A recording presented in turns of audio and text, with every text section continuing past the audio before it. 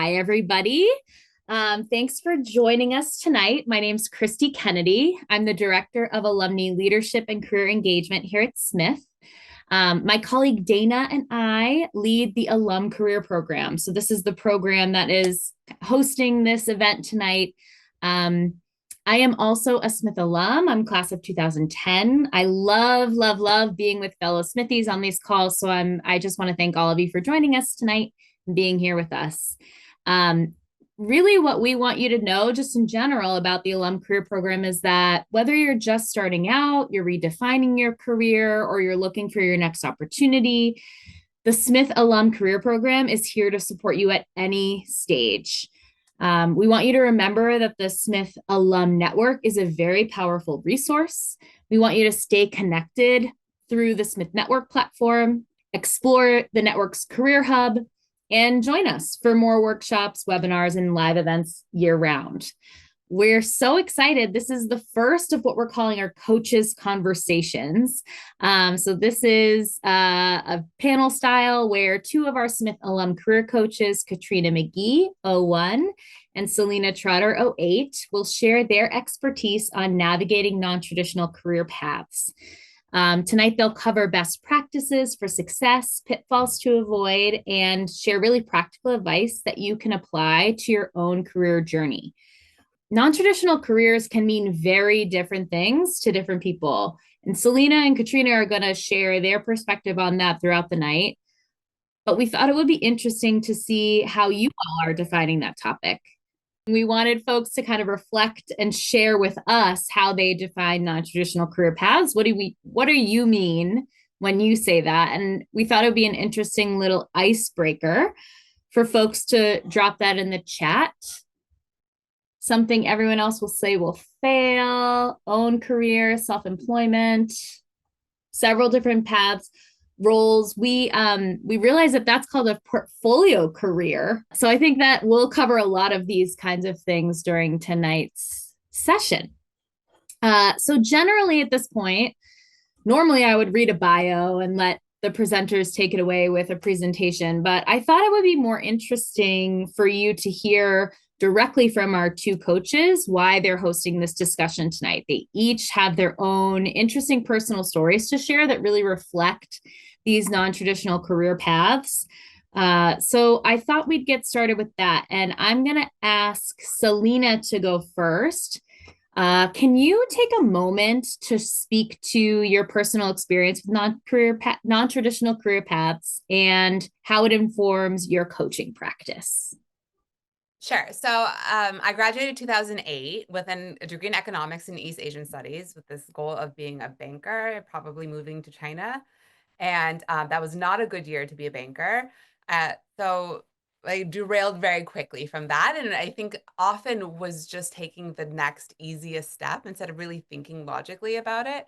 So I meandered a lot. I got a master's degree in education. Worked at the Wall Street Journal, worked at startups in education, was a high school teacher. And then one summer, like also other things, just so many things just to try to keep afloat. And then one summer I started doing dog boarding out of my home and quickly made a lot of money at doing almost nothing, what I felt like was nothing because I just love being with dogs. And that just enabled me to build a life that was very sustainable of like what I wanted, but also I could be home with my kids and be near them. And then in that, I've done other things. So I'm an executive director of a nonprofit. And during the pandemic, I just saw a lot of women suffering. And I said, what can I do to help women in this time of career uncertainty? And I thought I would share their stories around how they got to the career that they're in and what did they learn. And one of the things I learned in interviewing all these women and sharing their stories was that universally women lack support in every stage of the process. Even if they went to a good college that nurtured them, they still floundered around their career or knowing what to do next. And so I thought I would become an executive coach to help what I saw as too many women leaving the workforce because they didn't have support around them. And I see this most in my area in finance and tech. So I became an executive coach for women in finance and tech to help encourage them to stay in it so it's not bros leading these spaces. But I've just done so many different things. And one of the things that I've noticed with my coaching is that even though I work with women in finance and tech, a lot of them are thinking about like the chaos of the world and what can they do to stabilize themselves. And so we talk a lot about other things they can do to supplement. And it's gradual. It's not like, oh, they start another business right away. But these are conversations I'm actively having with a lot of my clients. And some of them have pivoted to their own thing. Yeah. I didn't realize you were a high school teacher. That Oh is yeah, new social studies. information that I learned tonight. It's crazy how nonlinear the path really, really can be. Katrina, would you like to share your version as well? Yeah, of course. So I graduated from Smith in '01. Also, not like a really amazing year to be entering the workforce. But I ended up becoming an actuary. And I didn't know what an actuary was at the time that I started interviewing. I was a math major and they were recruiting at that time. And so it all worked out. And I was really grateful for that job. It paid really well. It had a really linear progression. And so I could move to Atlanta and I could get started. I got my apartment. And everything was great for the first like year or two. But if you know me, you know, like I'm not really the actuarial type. I am very much a loud, boisterous people person at times. And it was a job that didn't always play to my strengths, but it was hard to leave the golden handcuffs. So yeah, I wrestled with that feeling for about 8 years and finally decided I was going to make a change. And I didn't know what that change was, but I just felt called to create some kind of pivot in my career. So I went back to business school. I went to UNC Chapel Hill, got my MBA in a 2 year program, and ended up switching into consumer insights and marketing research and moved out to Minnesota to work with General Mills, which was a great job. However, it was only 8 months into that second career that I realized I didn't love corporate and the environments I was placing myself on, and maybe the conveyor belt of career progress that I thought I wanted or that seemed safe wasn't actually fulfilling me in any way. So I hired a life coach in 2011. And in working with her, I had this realization that what I wanted was to travel the world. I only had $1,500 in my bank account. I had a lot of debt from my MBA loans and no real idea of how I was going to make it happen. But it was really true for me that I needed that break. So I made a plan. I saved $40,000 in 18 months. I gave General Mills 8 months notice. I was very supportive of that. And I left and I traveled around the world for 20 months. It was life changing, it was life giving. And it was just really incredible. But when I came back, I still had a lot of debt to pay off. And I decided that becoming debt free was my new big goal. And I wanted that financial freedom of not needing to like work just to pay off loans from something that I had done in the past. So I went back into corporate. I landed 5 job offers in just 5 weeks at the end of my break because I fully believe breaks are an asset. And I used mine to make myself stand out and to highlight it as a benefit to not just myself, but also my future employer. And it worked out really well. I paid off all my debt in less than 2 years, got certified as a life coach. And then really the world started to open up to me after I paid off that debt. And I realized I wanted to help people do what I did to break free of the sort of conveyor belt job or career path and really take time to reflect on what your goals really are and who you want to be and how you want to show up in the world. And so I became a career break coach. I've been doing this for 8 years. I was asked to write Taking a Career Break for Dummies, which I did. It came out at the end of 2023. And that was a really exciting milestone. But I think the thing I'm most proud of is that I have professionally supported over 100 career breaks to date and co founded and co launched a community that is for people that take breaks called Breakspace. And we have like over 70 members, and it's just really special. So I am just furthering my mission in many different ways to help people rethink their careers. And so a lot of my clients come in from a break on a more traditional path. And I have, like touched a lot of people that want to create something different on the other side of a break because they change when the break happens and then they want their career and their next chapter to reflect that change and that newer version of them that emerges. Thanks. Thanks, Katrina. That was amazing. I just want to say, I hope everyone on the call can realize why we've asked Selena and Katrina specifically to speak to this topic.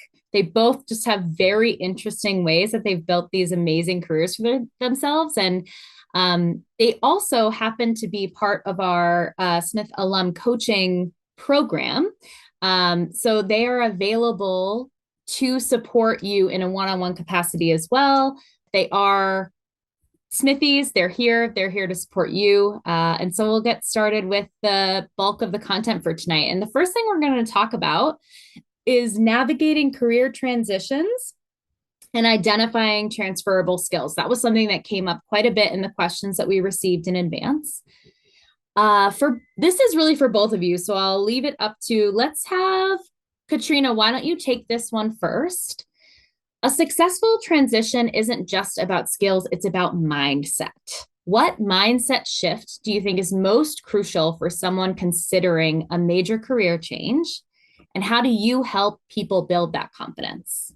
Yeah. I mean, I think there are a couple essential things. The first one I'll say is you really have to boost your belief in your own value separate of your last role, right? So you have to embody that value because if you're going to sell people on that value and, like show and demonstrate that value, you have to believe it like in your core.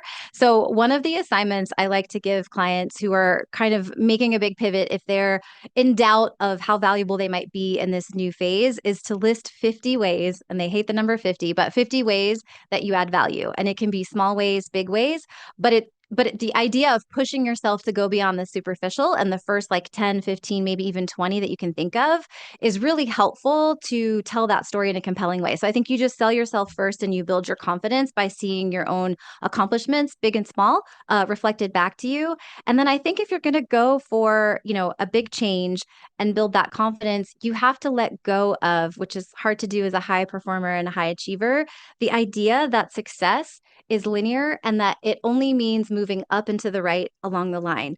I think that's one of like the biggest fallacies about how you move forward in your life, even within your career. And, like something I talk about a lot with my clients is that success can look like a squiggly line. It can go down, around. And so really thinking about what you want and what you need, and it might look different, right, than what it would look like if you just stayed on the conveyor belt of career. So just getting that mindset and really being connected to what success means to you in this chapter. And then I think practically speaking, if you're coming out of time off, like let's say you took a break or you took some time off, or maybe you were, laid off and you decided to lean into that time and do some things, it's harnessing the wisdom and the evolution that you've experienced. So taking time to reflect on how am I different? What do I want in this next chapter of my life? What have I learned? What lessons have I learned about myself? If you've taken that time to upskill, like also thinking about what you've learned that's applicable to the job, but really turning that into a story that helps you stand out and view that time as an asset and carry it forward. So then, thinking about how you want to live your life and trying to bring those threads forward into your next chapter. I think those things are all important for building confidence and also like getting the right mindset around making a change. Mm, yeah, Yeah. I love that. Selena, what are your thoughts on this topic around mindset and building confidence? There's a lot. One thing is the fact that so many people, and primarily women or minorities or whatever, don't have that like middle-aged white man mindset is like the challenge. That we all aren't full of confidence in this system that's built around us, which was built by this group of people. And so just like acknowledging that we're in this world that wasn't built by people who are necessarily like us, but acknowledging that the value that we have actually makes this world better, and realizing that that difference that you're bringing to the table makes you so much more of an asset because you see things outside of the box or whatever. So it's just acknowledging your greatness, even though the society around us is quite can be quite oppressive and also just really overwhelming right now. So like the one part is just like believing in yourself. If you find friends that you can hype each other up. I mean, I think so much of my meetings with my clients, I have to be their personal cheerleader. And so I acknowledge that like this is a problem for a lot of us, but realize that you have this value, that you can make something great for yourself or for your employer or whatever it is that you're thinking of changing, and hyping yourself up. There's that book, How to Think and Grow Rich. And then there's like this spawned other books about like just your mindset is what makes you what you will be. So the Mm, idea that the rich men of the 1920s, they all believed that they were going to be rich, or like the Gilded Age. All of them had known that they were going to be rich, and they just repeated it to themselves. And that was, the mantra of that book. So just believe whatever mantra you want for yourself and tell the people around you that that's what you are. Tell that to yourself every morning if you need to. Or, Good manifestation, yeah, right? exactly. Manifest. And if you have the 50 things that you do to bring value, we're all in the same kind of path here in that regard. So I love that.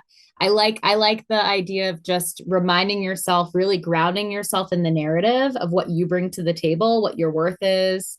Remembering your difference is really an asset. I love those points.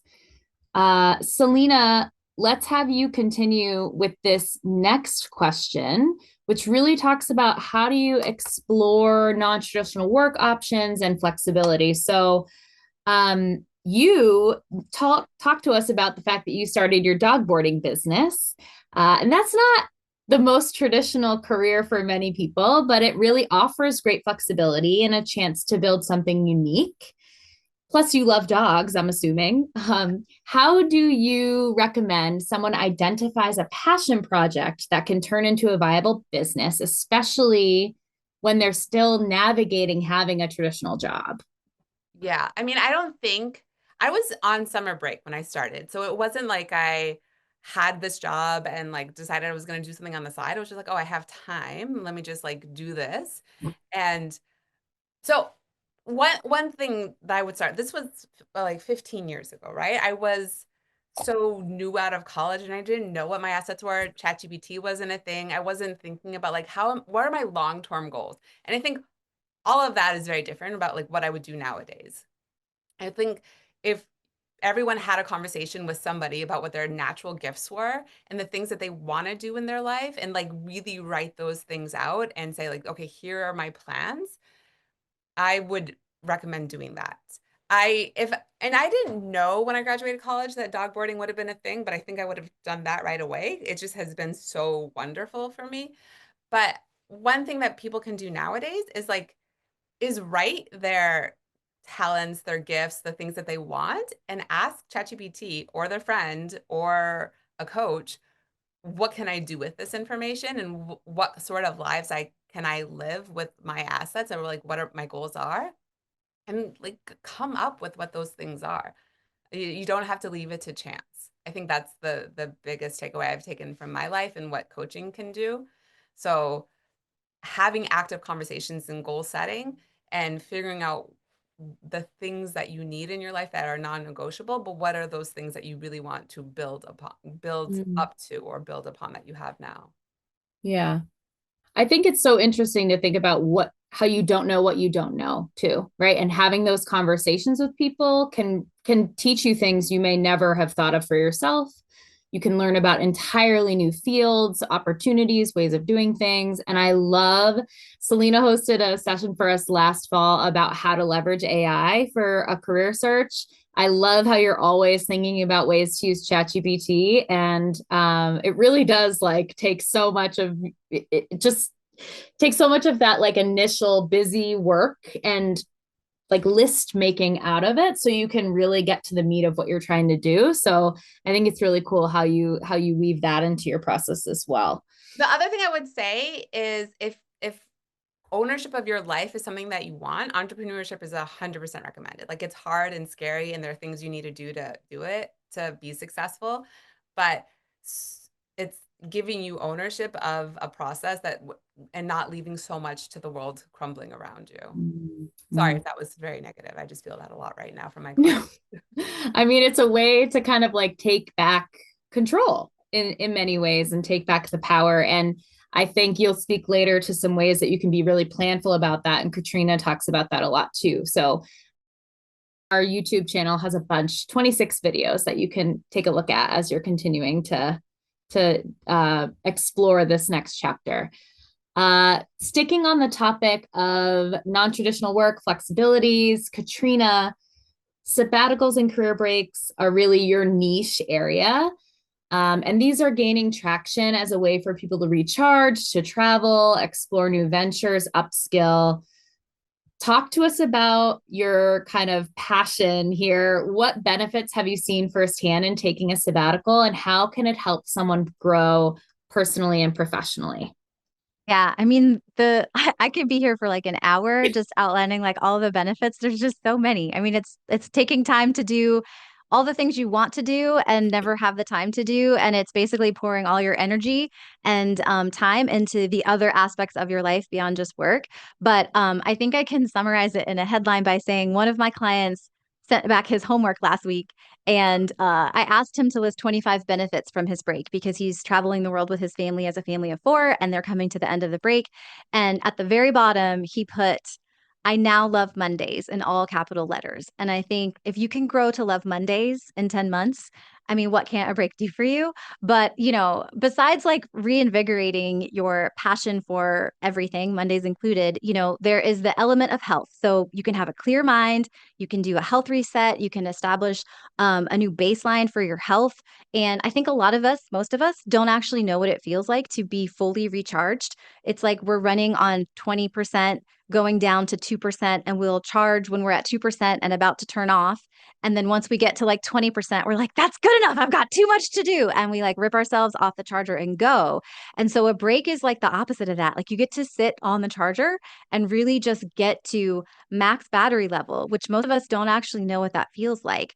You can use this time to establish healthier boundaries with yourself, with other people, maybe address things like people pleasing or over accommodating that have led you to a place of burnout or maybe misalignment in your career or in the role that you're in.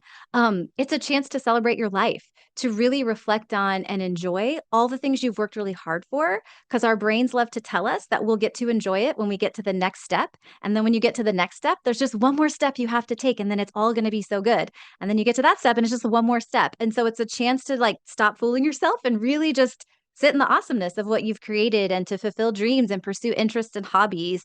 But I think at the highest level, what I see happen again and again for my clients, but also for myself, is that it's a chance to recalibrate and change your perspective on your entire life, right? So if work has become a part of your identity and it feels like it's so intertwined that you can't really imagine who you are without it, or if productivity is such a huge part of your identity that just being and resting feels super uncomfortable, a break is a chance for you to get back in the driver's seat of your life, to feel like you are being really thoughtful about what that next chapter looks like, but also to really just feel like, wow, I am completely in alignment here and I am able to make decisions based off of what is good for me and not the default programming, maybe of just trying to have a bunch of achievements along the way and be seen as successful and responsible. And then practically speaking, of course, a break gives you time to upskill or, to take on endeavors and network and do things that would support a pivot. So if that's of interest to you, right, when you're on a break, you can use that time to gain skills, certifications, do courses, listen to podcasts and things that you are really interested in and want to move towards. And if you want to travel the world or have a more location independent lifestyle, a break is a great chance to test drive that lifestyle and to try to be other places and see like, where would I want to live, or where would I want to have a home base, or do I like to travel full time? Do I like slow travel? Do I like fast travel? So you can answer a lot of questions in a break if that's something that's on your mind as well. Awesome. Yeah. I want to stick on this path a little bit and flip to the question that many people are probably thinking, like the financial stability side of taking a break, making a pivot. And in this question, I want you to think not only about a planned break, but also where many people may be finding themselves right now in an unplanned break, with everything that's going on with people losing their jobs and just finding themselves in a situation they may not be have been expecting, I guess I'll say. So how do you balance that, right? You're concerned about financial instability. How can you plan? How can you plan short term, long term? How do you balance the excitement of making a change with those financial concerns and fears, Katrina? Yeah. I mean, at a like super basic level, the very first step is always you have to know what your numbers are. It's facts, right? You need to collect the facts to understand your situation. So if you were let go or involuntarily on a break, it's important to know, how much money do I actually need to live each month? And being really in touch with that, like down to the dollar, is so helpful, because a lot of times over time, we create like these money sucks that we don't even realize. Like we don't even realize sometimes all the places the money is going. So just knowing how much do I need and how much savings do I have and how long, could this last? If you are saving for a break, like I was, so it took me a year and a half to save. I needed to know how much money it took me to live each month, but I also need to know how much is my break going to cost me? Like this dream I have of traveling the world, what is that going to cost? And once I knew it was $38,000 and I only had $1,500, I could then start to look at where am I actually spending my money right now? And where do I want to make different choices? I like to say that budgeting and saving is really about prioritization, not deprivation. So it's not about not doing anything. It's about making sure that your money, which is an exchange, people like we're exchanging energy, right? For those dollars, like you're trading your energy and your time for those dollars. So they're not free. It's like, I want to make sure that that exchange is so good for my future and for myself and for my well-being. So when you're making that money, you want to make sure it's aligned with like your highest priorities in your life. And then the like secret for me was creating a line item in my budget. I called it the exploration fund, but essentially it was $200 a month that I was required to spend on anything in the whole wide world I wanted, as long as it aligned to this sort of intention around exploring my life in the world. So maybe I'm buying like a really bougie piece of kitchen equipment because I wanted to take like a cooking course and learn how to use it because that was playful and fun. And then maybe I'm doing a day trip and one time I bought a travel zoo for like a B&B in a town that was like 3 hours away. And like that was my adventure and that was my exploration. So there was no limit. I could take a course, but I had to spend it. And so I think it's important to think about making sure you've created something in your present moment. If you're working towards a saving goal that makes your life joyful and that helps you like appreciate the present moment while you're also working towards a big goal. If you are someone that is like working and saving, it's going to be like the question you asked, Christy, like navigating the messy middle of having a big dream, working really hard towards it, and then also feeling like you're kind of far away. That's tough. Like the exploration fund helped me with that, but also it was always reconnecting to the bigger mission and getting really excited. And sometimes it was just planning trips I wasn't even going to take on my break just to be like in that space of imagination and getting excited about it and feeling more connected to it in some way. And then on a practical level, I think when it comes to managing money, when you're making a change, when I left my full-time corporate job to do my business, I'll just say, it was a different situation financially, but it required some of the same skills, knowing my numbers, knowing what I needed, understanding like how much money and how long the money I had in savings could last me if I had no clients. But I also was able to do it in stages. So I started coaching on the side, like nights and weekends. And then after 6 months, I asked my bosses to go part-time, which was a very big ask. There were only 8 employees in the company, but I had a strong case for how I could cover my work. I had a plan for how we could bridge the gap. And I was just really passionate about what I did. And they let me take Mondays off. And so then I did that for 6 months and then I was ready to go full time. So like if there's a bridge to get you where you want to go, like don't be afraid to brainstorm. And I'll just add, this is brand new. I had a past client that just told me she asked for a severance when she gave her notice like 2 weeks ago. So she was like, I'm leaving for a break. And by the way, no one can do what I do. And I'm going to stick around for 4 months to train whoever comes on to do my role. So I think you should give me a severance. And they're giving her a $5,000 severance. So, like, that's another way to make money as well. I mean, you have to know your audience, but she felt like she had a good relationship with her manager and she really knew her value and her worth as far as like, what I do is super niche and you're going to need me here to train. And I'm going to give you this time that I don't actually want to give you. So you're going to have to pay me for it. So, you could try that as well. Wow, I can't believe that. I mean, good for her. I know. I was like, wow, okay, that's a first, but hey, that's pretty impressive. Add it to the list of things you can do. I mean, like it's very clear that it's really important to advocate for yourself. Understanding your worth and your value really helps you do that, right? So I think this goes back to the exercise you were talking about earlier. It's not only what value you bring to a future endeavor, but what is really your negotiating power in your current position that can help you just create a little bit of space for you to explore what you're going to do next. And I think it's just really important for us all to remember that as we're going through life, but in particular when you're looking to make this kind of a leap. The worst that people can say often when you ask them for something is no.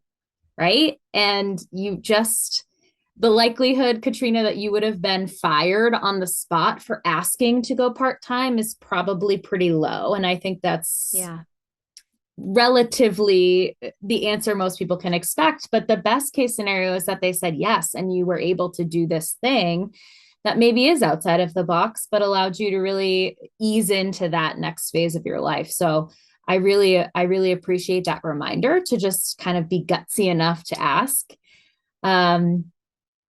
So that's a really interesting perspective, right? Because you were in a position where you had a steady thing and you could kind of like ease your way into it. Selena, you've really done it differently, right? Like you've had the multiple income streams.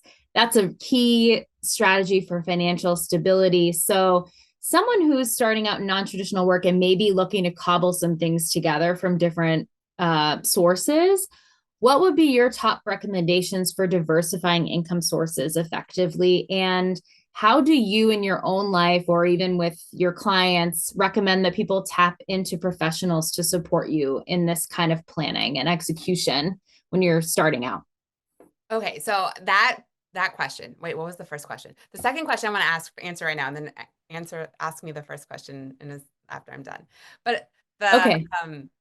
This idea, I was talking to Christy before the seminar, and it goes to Katrina's point of like knowing your numbers. So when I graduated Smith, I had gone to the Women Financial Independence lunches with Randy Bartlett. I forget the other professor's name at the time. They had like Tuesday, Thursday lunches talking about like the stock market and credit and all these things. So I think I graduated Smith with a really good foundation of being credit savvy, knowing to like live under my means and save or negotiate when needed. But I think like in hindsight, what my now husband and I like should have done earlier is talk to people who have been there and like can give some advice to the world that we lived in, but also getting financial help sooner. And like talking to somebody about what the difference of buying a house in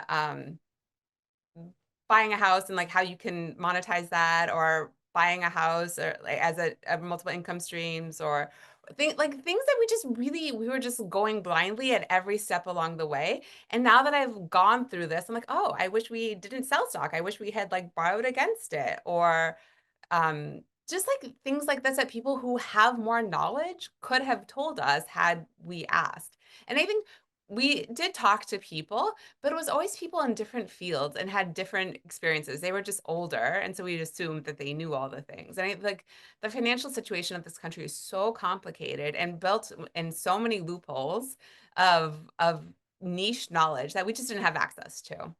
And so I think talking to a financial advisor or talking to somebody who's just where we wanted to be much earlier on would have helped us make better choices with our money and what limited resources we have. And we are trying to be always very mindful of that. And so now, before we make any big decision, like buying another house, or my husband and I are thinking of moving to Colombia, like just bringing our whole family, like we're taking time to think about all the nuances of that decision and being really smart with our assets. So that like is the first thing. Just talk to people who are in that space that you're in and can give you sound advice of how to do things better. First question. Well, and I just wanted to, respond about the financial advisor thing because I'm first gen, like a first gen college student. My family was not partnering with financial advisors. Upon graduating and early in my career, would think financial advising is not in scope for me. That's for rich people, right? So I think it's just really important for people to understand that that really is something that's available to folks no matter where you sit. There are so many different resources that exist. And so Selena's recommendation to look into that, don't feel like that doesn't apply to you if you're a small business owner, if you're somebody who's really just working out of your like attic with a sewing machine, whatever you're doing, it is something that's really valuable and worthwhile. And there are ways to do that without having to spend or have a lot of money to do so. So I did just want to say that and articulate that for everyone on the call. The first part of the question, which is Sorry. now the second part of the question, Yeah. is about what your top recommendations are for really diversifying income sources effectively, knowing that you've done that very well. Yeah, I mean, I think every situation is going to be completely different depending on what your situation is, where you live, who you know, what your skill sets are. But I think the important thing is to be mindful that income streams are really important and that you have a job, but you can probably add something else, however tertiary that you think about it, and building upon it. So if you get to income stability and to peace of mind with your finances. So if there some catastrophe happened, like natural disaster or whatever, that you actually have something to lean on that's not just your job. So whatever it is, I mean, this is something where you can talk to ChatGPT about it or your friends. But like, here are my skill sets. Here where I live. Here's what I want to do with my time. Here's what I don't want to do with my time. And then talk it out. Figure out what other things are there. There's so many more possibilities now, and there probably will only be more possibilities as time go on of figuring out what those side things are. Ours, every side thing I've ever done has just been because like it was like there was an opportunity there, and I just started. So I mean, now I'm more mindful of my time with kids and whatever else. But I think um, not doing that and like being more mindful of like, okay, here I really want to build this, and or I want to be able to build something. What is it? And having those conversations with people, and by people, I also can mean ChatGPT. Our best friend. Yeah. We love Or ChatGPT. Gemini. I don't want to be biased. Oh, yes. All of them. Yes, of course. Probably not the Twitter one. But again, we're talking about tapping into your network, talking to people, having, It's always the best. People is always the best. yeah, and having Starting just like a sounding board, brainstorming, being open, right? I think that's really critical, being open to, again, you don't know what you don't know. There could be something that's right here in front of you that you could tomorrow just jump in on. And then you have this little bit of extra cash coming your way Yeah. that can give you an ounce more of stability to make that next move, right? And that came through, I think, in what both of you have said, is just figuring out how can you just make a little bit of space or breathing room for you to inch towards what you're trying. It doesn't have to be an all or nothing dive headfirst leap necessarily, right? Would you guys both agree with that? I mean, you can go crazy wild with it, but no one would recommend that. Yeah. Yeah. I mean, yeah, I have some clients that do go crazy wild because they hit their point, right? Like they didn't take the break 5 years before when they needed it. And so they just hit that moment where they kind of snap and they're like, I'm done, but they have the savings, right? So it's like I think a lot of it comes down to the money. So if you have the money, like you can make that quick leap, but if you needed to, but I think if you don't, like it's really, yeah, then you've got to be really intentional and thoughtful about how you're going to make your way forward. And if you can be proactive in the planning, then then you can make it happen, right? Like I did. Like I couldn't have left when I wanted to leave. I didn't have the funds to do that, so I had to stay and figure it out. Mm-hmm. Yeah. Mhm. Okay. The next thing we're going to talk about is about marketing yourself, which is not the easiest thing to do all of the time. Building your personal brand and a client base. So this one is going to go to both of you. I think each of you will have something to really add to this question. In today's competitive landscape, your personal brand makes all the difference in attracting clients, employers. What are the first steps you recommend for someone looking to build and communicate their personal brand effectively, especially if they're transitioning to independent work? Who wants to take that one first? Maybe Katrina? Sure, I can start. So I think it's an inside job in the beginning.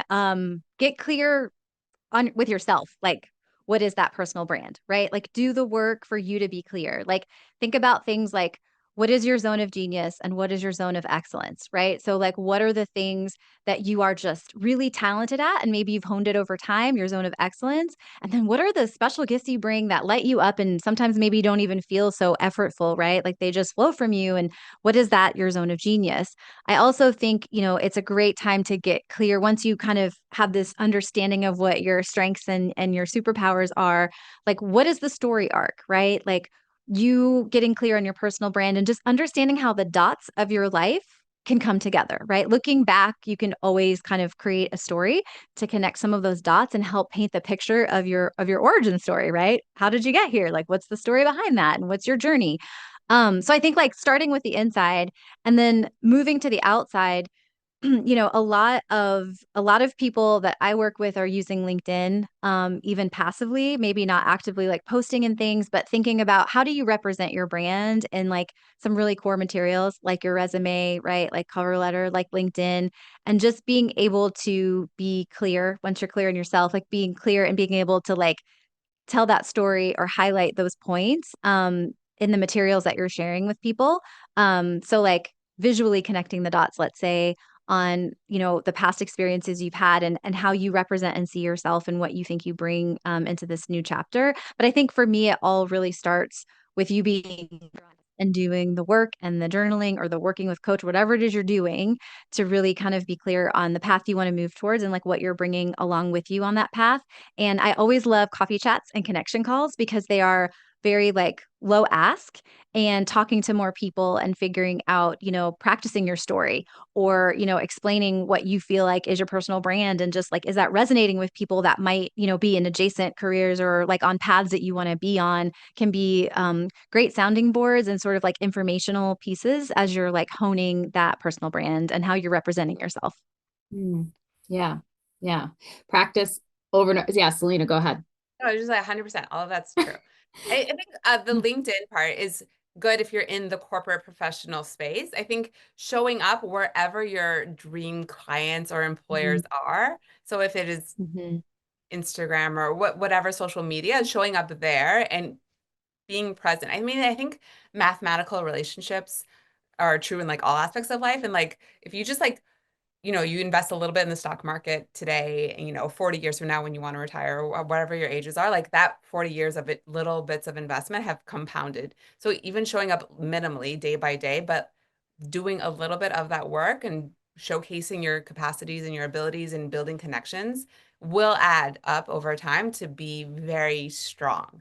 If you're not showing up in those spaces, then it will be harder to like present a brand when you're ready. So even if you don't know what that thing is that you're building for, showing up where you think your clients or your employers are and just being in that space will really help as well.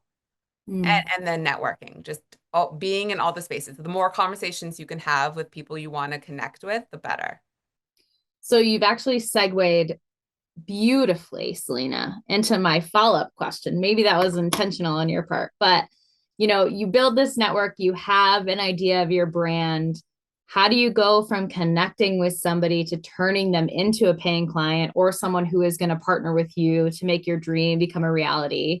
What do you think the most important thing is to focus on when you're trying to navigate that transition? And this really is for both of you, but Selena, why don't you just start so that you can keep on the roll what you were just talking about. I mean, that's very case dependent on Yeah. like how far along this continuum you are, but having a meaningful connection and having your worth presented in a very clear way to that person. So you being able to articulate it, your resume, like the physical resume, your LinkedIn profile, your portfolio of Instagram stories or whatever it is, being presented in a way to represent who you are and what value you're adding.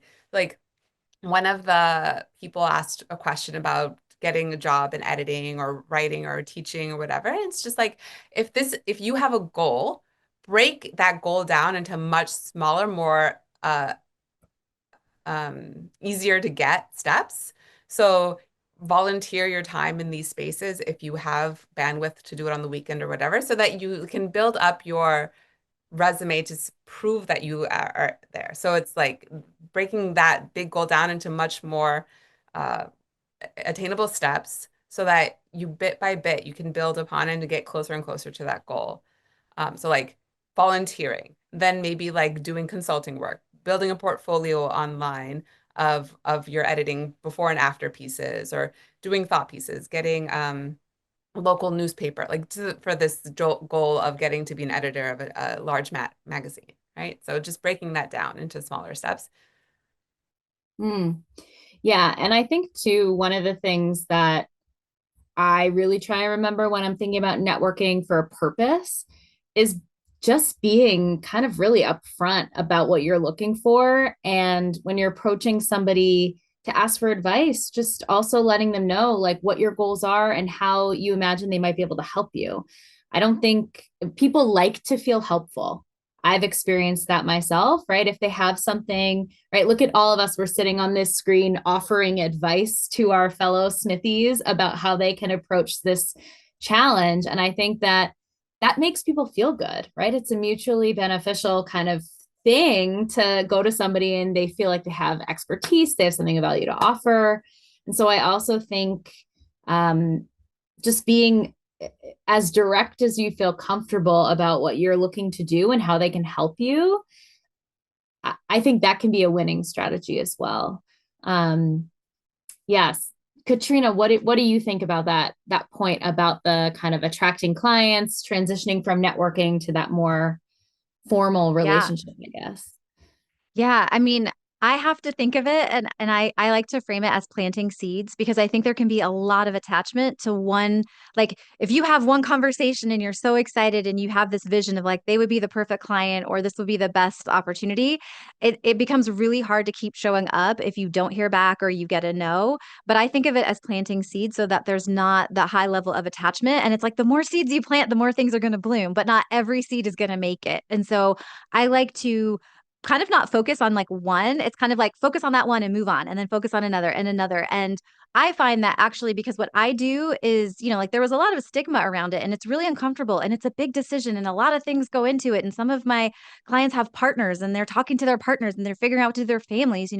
And so it can be a long incubation time. And there are people that meet me or learn about me like 2 years and they maybe listen to some podcast I'm on and maybe they've read my book and maybe they follow me on LinkedIn or they follow me on Instagram.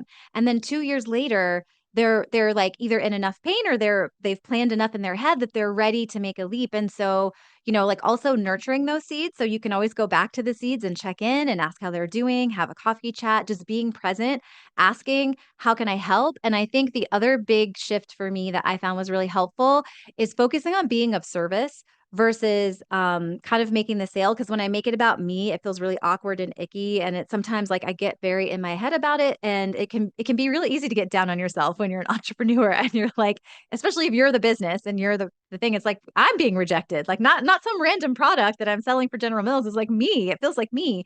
And so thinking about being of service, I find just puts me in a better energy and usually creates a better result. And focusing on like, how can I help this person or what can I give them of value? Or do I have a resource that I can pass along versus making it about me and rejection or like, just focusing on like, what am I trying to get out of this? Because just that energy, sometimes it makes it really hard to show up and have those conversations. Yeah.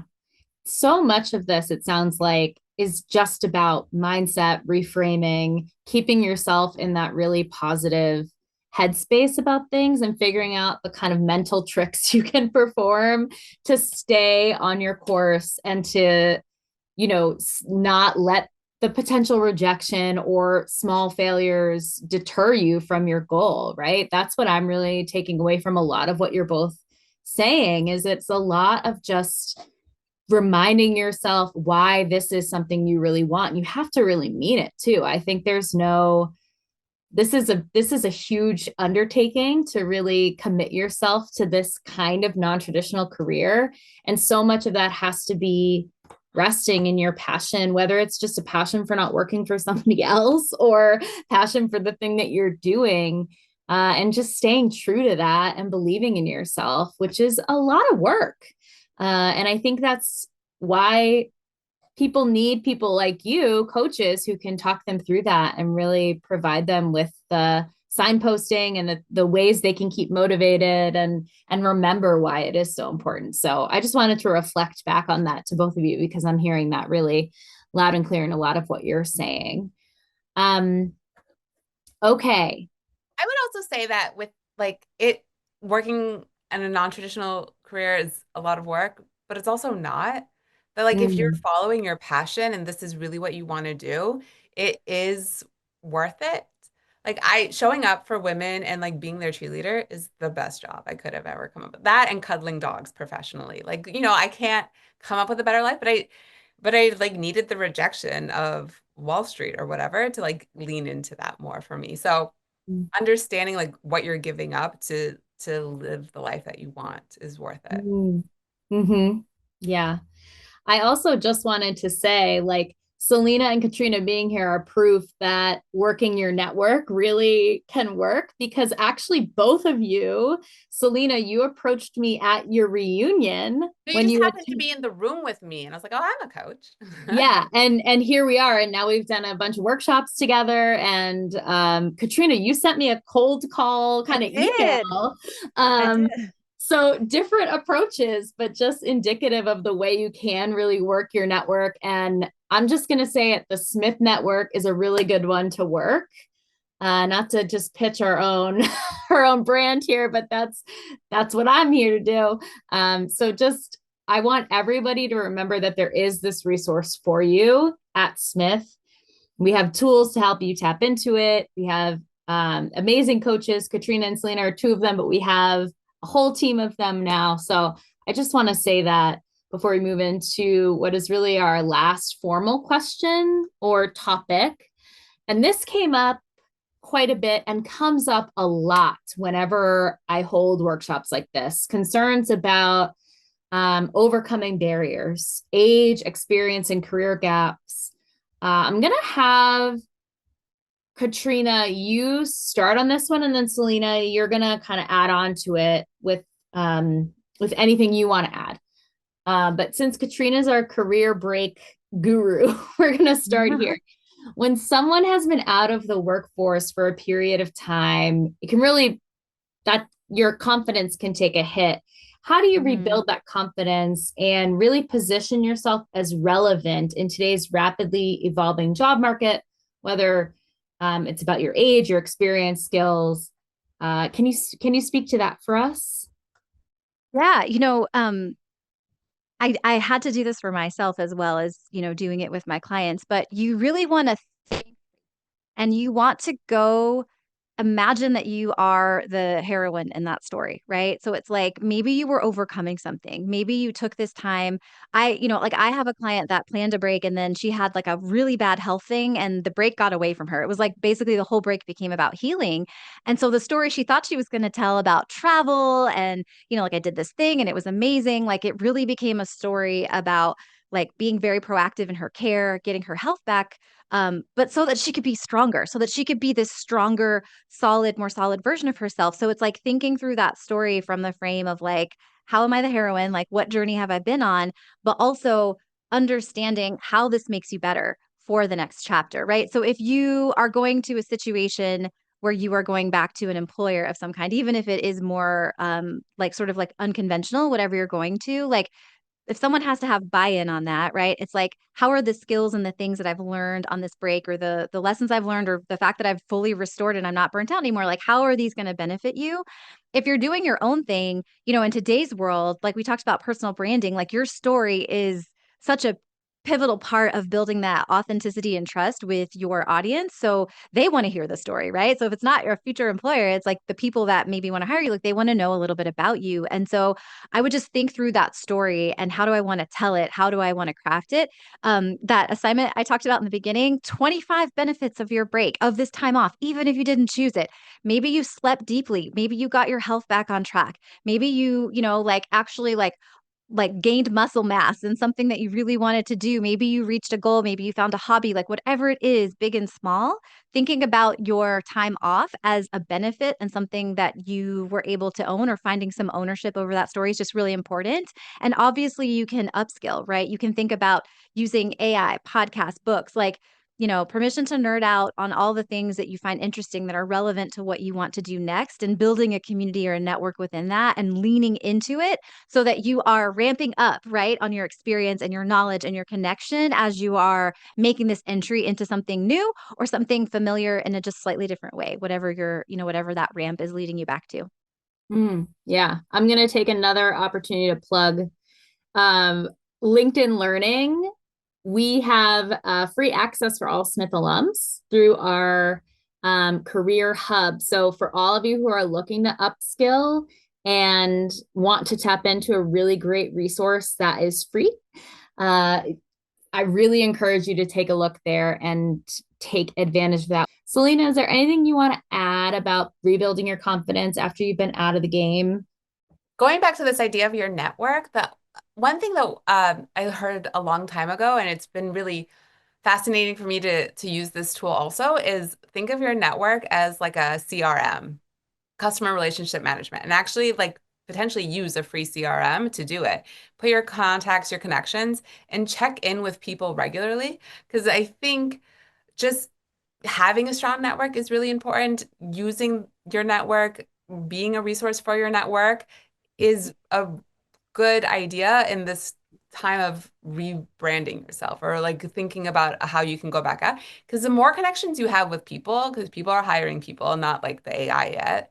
So the more connections you can have with everyone that you know and that you can build upon will be helpful in this. So if you are going back into it, think of all your network as like a professional network for yourself and just reconnect, have coffee chats, like Katrina said.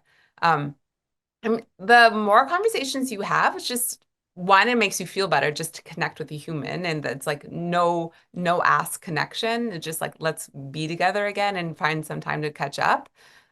Is just feels good, but also it adds into this like building out this idea of what's possible for you next, having those conversations with people.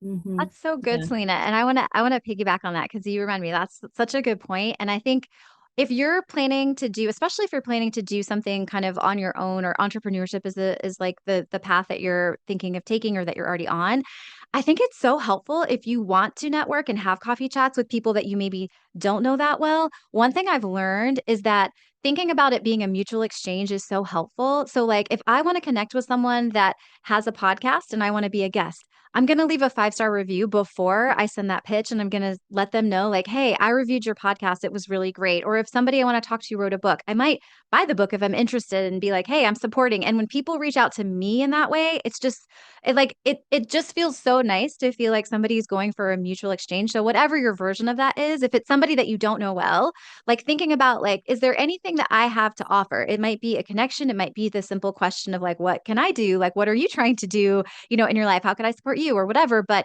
it's like, don't let that be underrated and like sort of missed that opportunity. I think it creates like more momentum. And then also to Selena's point, you could spend like 20 minutes once a week having a list of people.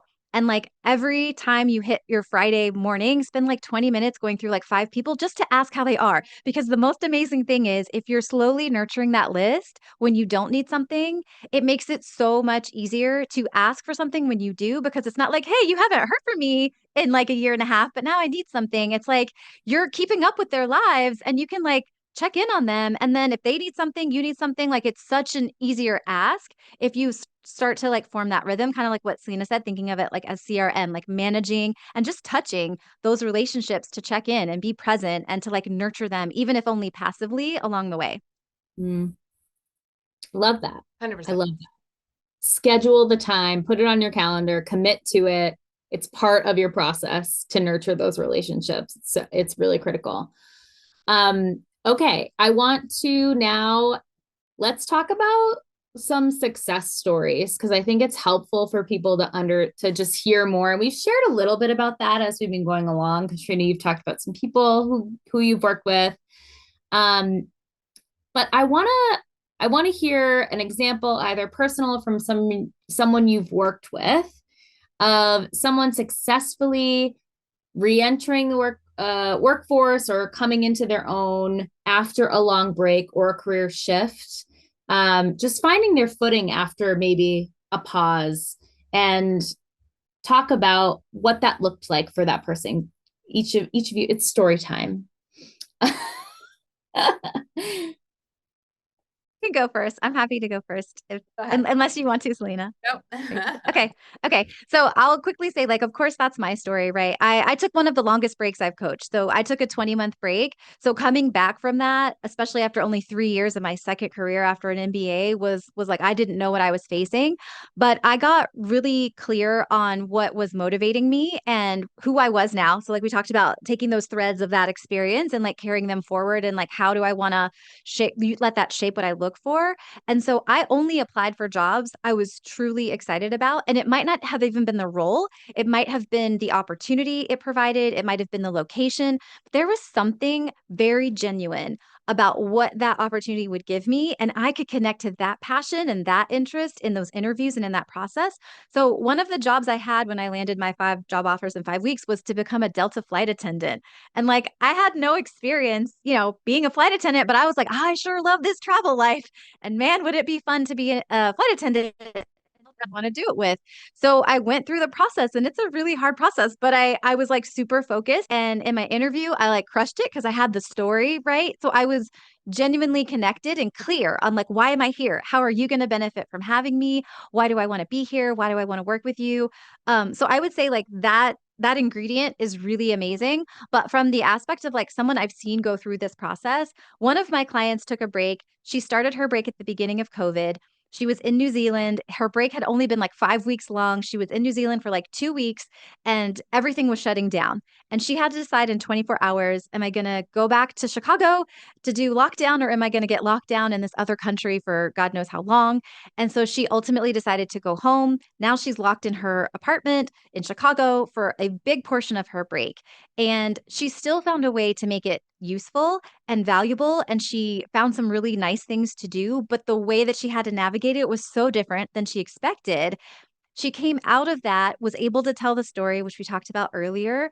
And when she was applying for jobs, she couldn't find that right job. Like she was very clear on those threads she wanted to carry forward, and no one was offering it. Like the opportunity she was getting, she was just like, this is not it.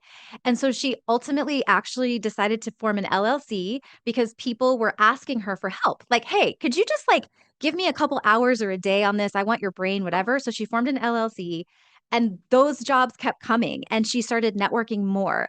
And then she realized I have work here. So she fully went in to become an entrepreneur, which was not on her bucket list or her bingo card for post-break life. And after 12 months of running her business, she told me that she made more money in her first year as an entrepreneur than she ever made at her highest paying job as an employee. And I think that was like her following the nudges, being clear on those threads and like really like leaning into her network and saying yes to the opportunities that presented themselves, even if they didn't look like the ones that she thought she was supposed to go after.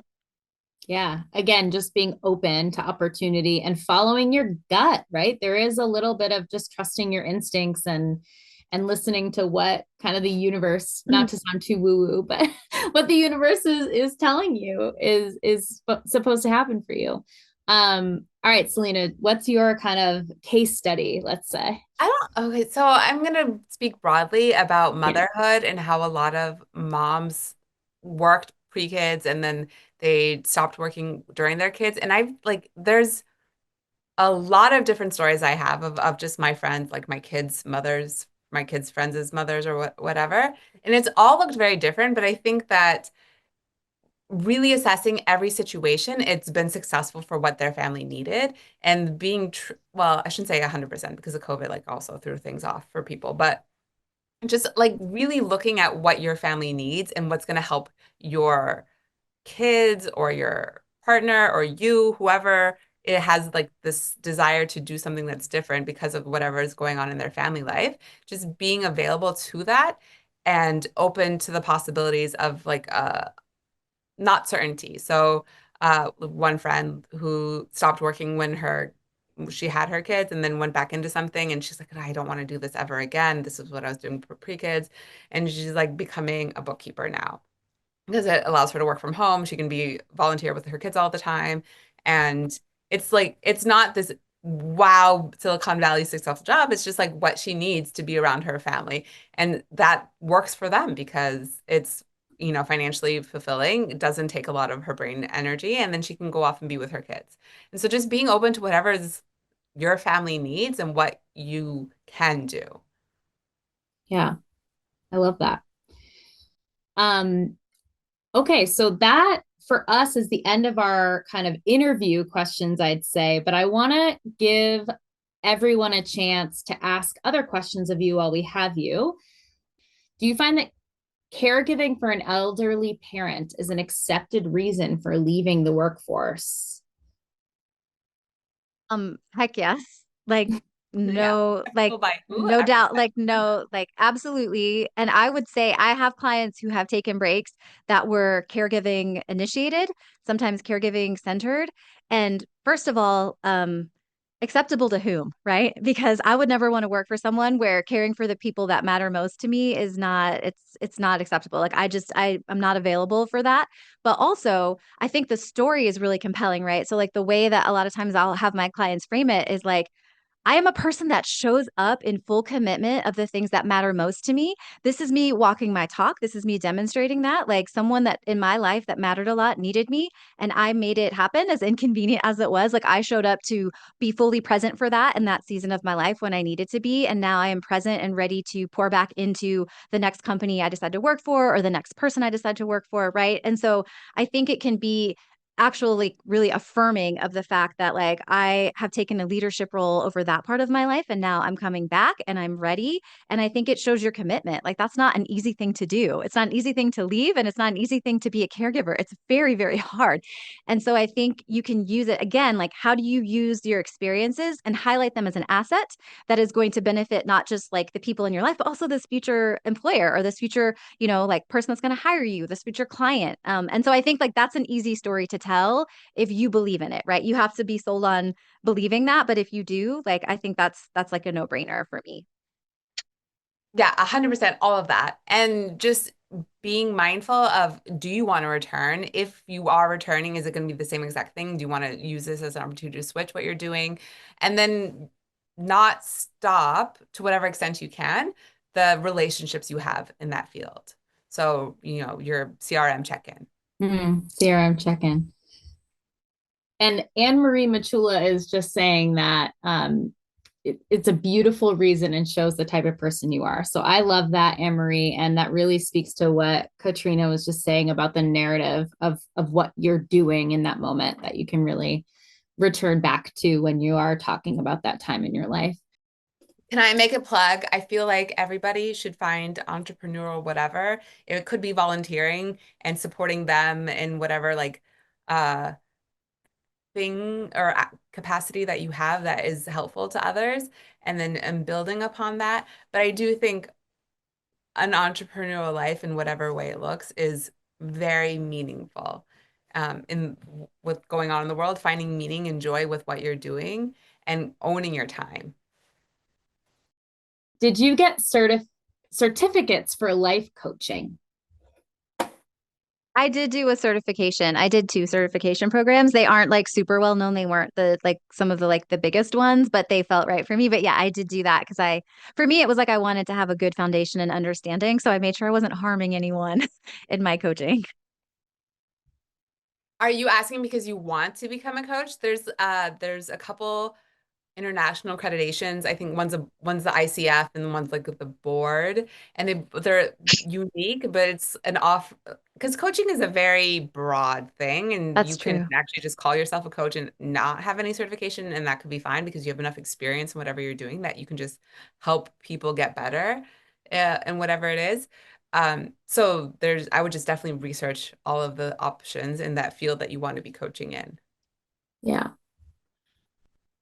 For portfolio careers, how do you describe what you do? Well, I guess it depends on who you're describing it to. So if you're trying to describe it to an employer, okay, I'm going to give an example of my husband who works at big tech. But it's interesting because his boss was leaving, and so there was an opening for uh, like that role basically. And so one thought was, well, could my husband do it? And his boss was like, no, you probably can't. You don't have enough industry experience yet.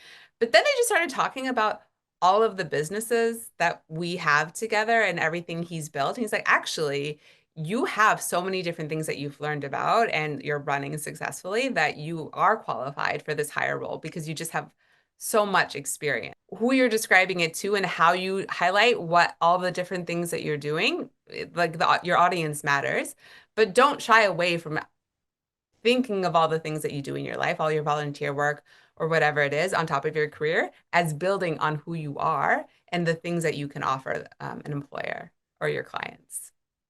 Katrina, Well said. anything to add? Nope, Oh. Selena was great, Selena. I co-sign that. I think Yeah. that's absolutely true. Yeah. In my story, I focus on my disability, hearing loss, and past failures. How can I move into truth? It has been difficult. Yeah, I mean that's tough, right? But I think you can start with just imagining if you were going to tell this tale, like even as a children's book, and you were going to be the hero or the heroine, like how would you rewrite that story, right? So, for example, I lost my brother 1 week before I was supposed to take this life-changing break that I've been saving for 18 freaking months. I gave 8 months notice, and then my favorite human dies like a week before my break. And it was the worst moment of my whole life. And I felt cheated, right? Like some of the money I've saved is now paying for his funeral, which just in like, what world is that fair? And so I think that, you go through the hard stuff and you get to have all the messy feelings about it. But then you have to decide, like, how do I want to tell this story? And that's something I overcame, right? To be able to go through my break and find a place of peace and to find a place of joy and hope again, right? So it's like I want to tell that story in a way that makes me feel more empowered, that makes me feel more hopeful about my life, but it also helps to inspire other people. And so I think if you can just even practice, thinking about how could I tell this story as if I were the heroine? Like, what have I overcome? And like, I'm still here. Like, you're still here. That's something, right? Like going through hard things and you're showing up here to like learn more and think about your life in a hopeful and positive way. Like these things all count very much. So where we focus grows. So where we're putting our energy and the beliefs that we keep practicing and keep believing, like they just amplify. And so if you do the really hard work in the beginning of trying to practice a new belief or create a new perspective and you keep practicing it, it will become your normal and it will amplify in your life. So that's like without knowing too much about your situation, that's like a very general way I would say to start. That's very beautiful, Katrina. There's one person who did my executive coaching credential with me, and she was born with cerebral palsy, and had became a minister, but became disenchanted with that life. But she also couldn't get meaningful employment, and so I think coming into the coaching field, she had overcome so much in her life and was able to uh, be so empathetic with her clients that like she turned her hardship into the strength that she was there for her clients. And I mean, that was such a beautiful story. And she's a very successful coach now. And finding that way to become the hero of this story, I mean, I think that part will be challenging for anybody, just like not knowing that much information, but is, I think, a beautiful way to frame it.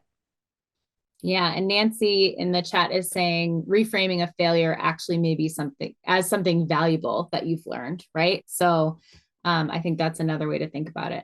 How do you find quality information about strategies for income diversification? So much information is scammy. Someone trying to sell a course or get you to buy vending machines. Is that a new thing? Or some other internet get rich quick scheme. So how do you know? Well, one thing, I don't think people can get rich quick. Like the overnight success stories you hear are actually people who have been working for a long time in whatever it is. And so I think it's those small steps of building something that you can build even higher and bigger things. I would start with that. Um, the second thing would find out what you don't listen to the world around you. Just think about your passions and what you want to put time into. Like if it is like Katrina, like traveling the world, but you want to monetize that, have a conversation with people to figure out ways to do that thing and monetize it. It's not going to just be like, oh, somebody's already doing it, I'm going to copy them. It's like, what works for you? Yeah, I would just add to that, like, have they done it? Like for me, because there are so many people out there like selling things and you don't know if they're legit or not, or if their courses, like whatever. I just like to go to people like maybe 1 or 2 degrees of separation away that have created some type of successful diversification. Ask them questions. Like I find sometimes they're great resources of information and they've done it. And so it might not all apply to me, but it inspires me. And then I have better questions to answer, right? Then I have more specific things that I feel more knowledgeable about whenever I'm trying to find like my next step and what I'm doing. How can we book our first client without any previous experience? And Melissa's asking about coaching, but I want to expand this to be how do you book your first client when you're starting out um, in whatever your endeavor is? Maybe that's My a first, really big question. my first clients, I worked for free. I needed to learn how to coach, and I felt scammy to charge people for, I mean, part of the coaching process is also like you have to do exchange coaching. So you barter your coaching for something. So I mean, my first 50 clients, no one paid me. I was just trying to learn. So I would start with working with friends or people who are interested in receiving coaching and start there. Yeah. So, yeah, I would agree with Selena. And I would say if you don't have experience in coaching, like I did free too. I did several free. And then my first thing was I charged $25 an hour for a package of 4 hours to like 2 people. And I put it on Facebook and I had 2 friends who I didn't know that well, but people I knew in my Facebook world that took me up on it. And those were my first paying clients. And then I kept kind of like inching up the price ladder. But I would also say I have some clients that leap into contracting and they have a lot of experience. So if this is something where maybe like you're coaching on something you actually know a lot about, you just haven't taken this aspect of it, or maybe you worked for an employer before and you're going out on your own, don't discount yourself. But beta testing is always great, right? Beta, like as in, I'm going to think about what I want to offer and what's the value. I'm here to learn as much as to receive money in exchange for this. So I'm going to underprice it so that I know I over deliver, and I'm going to like be really thoughtful about collecting feedback from you on this experience and being really clear, like, I have this new offer or I have this new thing. So if you have a lot of experience, you could just maybe start with a beta where you've really discounted it, but you're still charging something because you know that like you're bringing a lot of value. But like if you were like me or like Selena, like we both, it sounds like, started with free stuff.